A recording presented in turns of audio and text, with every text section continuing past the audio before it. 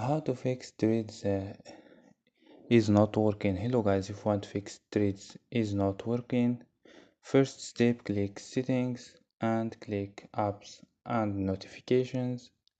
Click apps and wait a second for loading.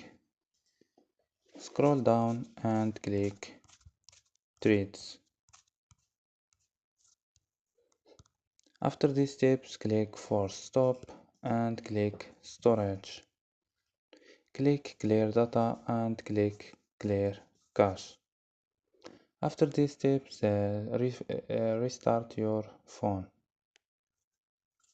So don't forget like and subscribe. Bye.